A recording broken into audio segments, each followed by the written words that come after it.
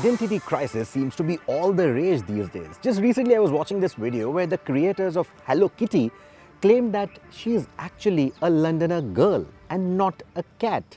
I mean, excuse me, it's right there in the name. Hello Kitty. The last time I checked, kitty equals cat. And I find myself in a similar conundrum even with this car. It's called the Curvv. But where are the curves? It's as sharp as the accent of a Londoner girl. In fact, even the wheel arches, they seem like they've been designed by my geometry teacher. There are so many creases on the car, including one even on the C-pillar. So come on, it's right there in the name, Curvv. But where are they? The only curvaceous elements on this car are the wheels. And let's face it, no one is reinventing those anytime soon. But speaking of reinvention, car makers are constantly reinventing the body styles to keep the excitement alive, and Tata is now joining that bandwagon. So let's set aside all my quibbles and celebrate the fact that today we are able to buy a body style that up until now cost luxury car money. Say hello then, welcome then, the new EV, which calls itself the Curvv but identifies itself as a sharp coupe crossover. Coupe crossovers aren't exactly the Miss Universe contestants of the automotive world, yet cars like the Mercedes-Benz GLC Coupe or the BMW X6 are a few generations old now, proving that there is an audience for this body style. Tata bringing this body style to the sub 30 lakh rupees segment is quite an achievement. So why hasn't anyone else done these coupe crossovers in this particular price bracket? But not for long. The Citroën Basalt came hot on its heels and at a significantly cheaper price tag despite that slightly more compact body. And Tata's former design guru Pratap Bose has now carried this accessible coupe crossover magic over to Mahindra, where they are also busy preparing a slew of new models in this body style. So will Tata and Mahindra finally turn this body style into a common sight on Indian roads? Only time will tell. What I can tell you is, despite drawing styling cues from the sub 4 meter Nexon, this 4.3 meter long Curvv sits on an all-new platform, tall and proud. And Tata is going with the EV first to gauge how the market responds to this coupe crossover body style. And once the design theme is established, the petrol and the diesel counterparts will follow, which is not too far into the future. Now, there are subtle differences between the internal combustion and the electric versions, especially in the ground clearance and the approach angles, because you see there are big batteries in the floor.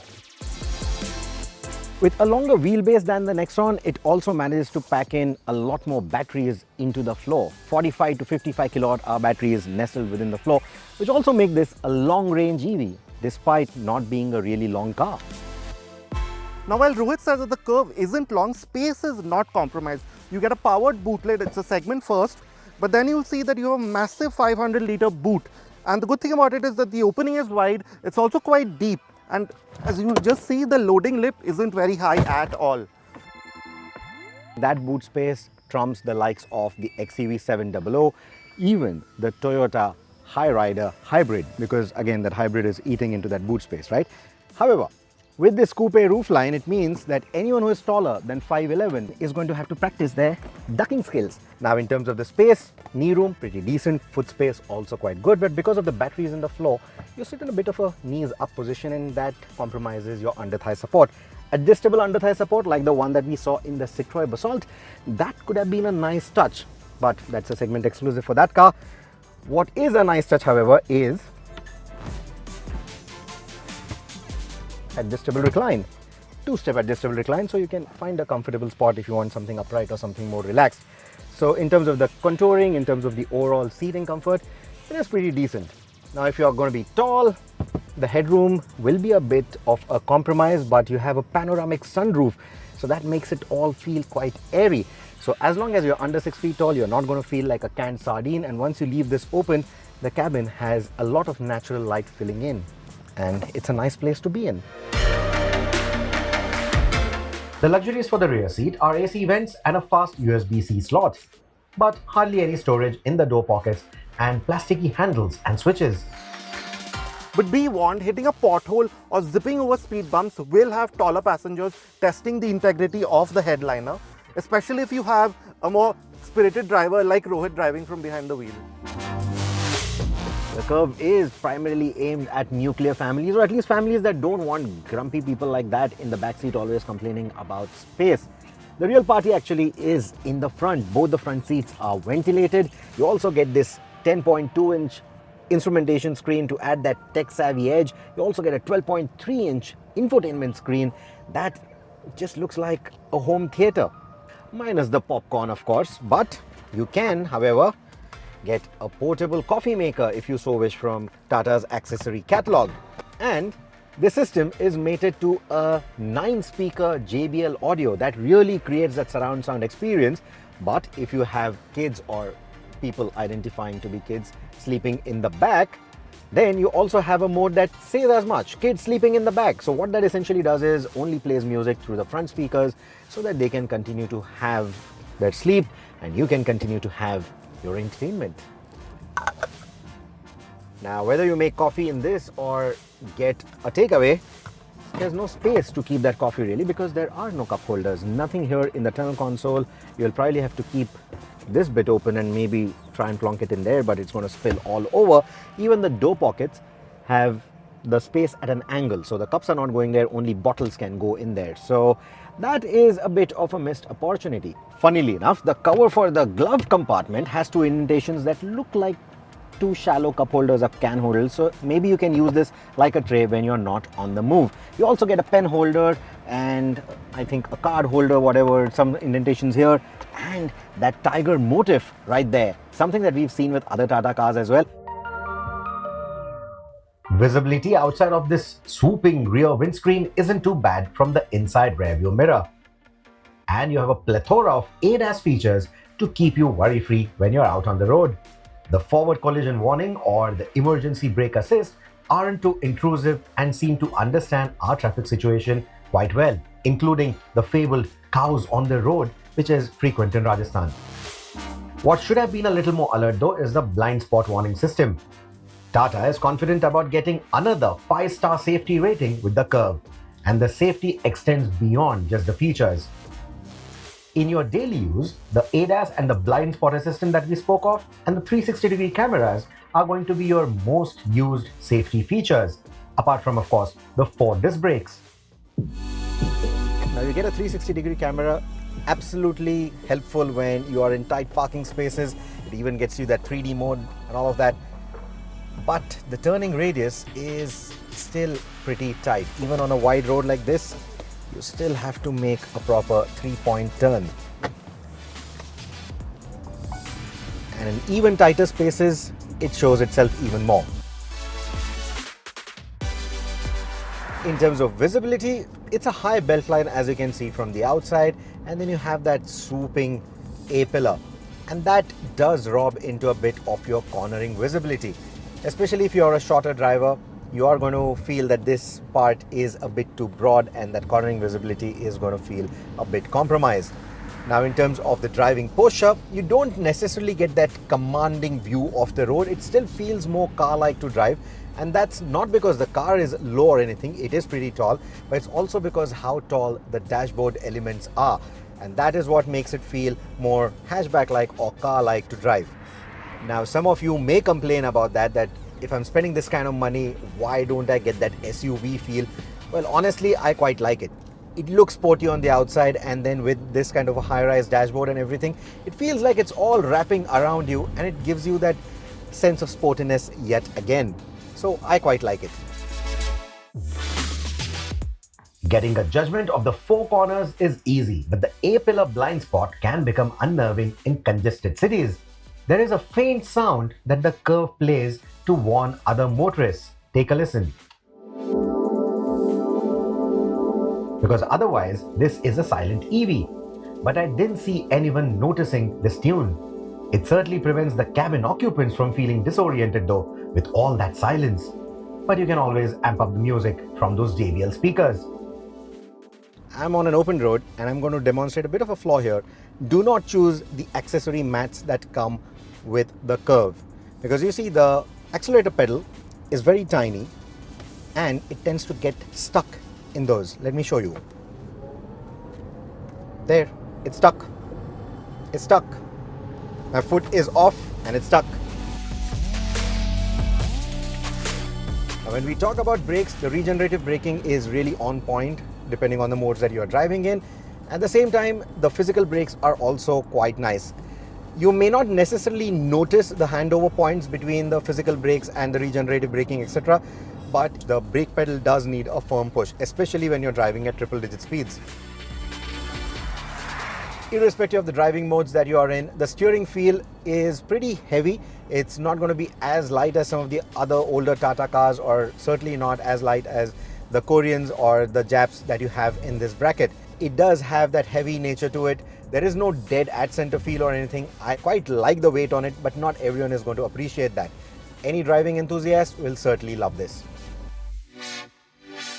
Under braking, there's also a fair bit of nosedive, because you see this car is riding high. It is immediately noticeable when you see the car in action. It is a high rider of sorts, because the suspension is on the squishier side. They have tried to engineer a really good ride quality with it. Why do I say they have tried to do it? Because, well, it works sometimes, it doesn't work sometimes. As long as the roads are smooth or partly undulated, it's fine. But when you get onto some really poor road surfaces, there is a lot of side-to-side movement. There's a lot of bouncy feel. It never gets bone jarring. So don't get me wrong, it never gets bone jarring. It absorbs all of those bumps quite nicely.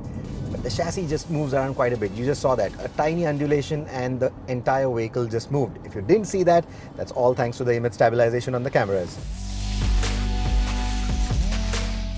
You're going to get 3 driving modes with this electric powertrain. You have the Eco, the City and the Sport.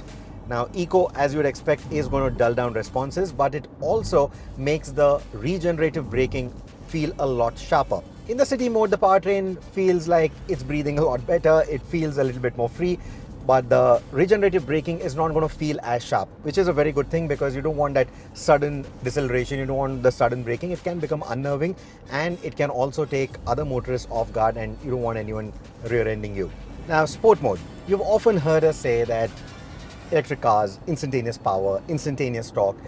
And if this is going to be your first electric car, you want to experience some of that.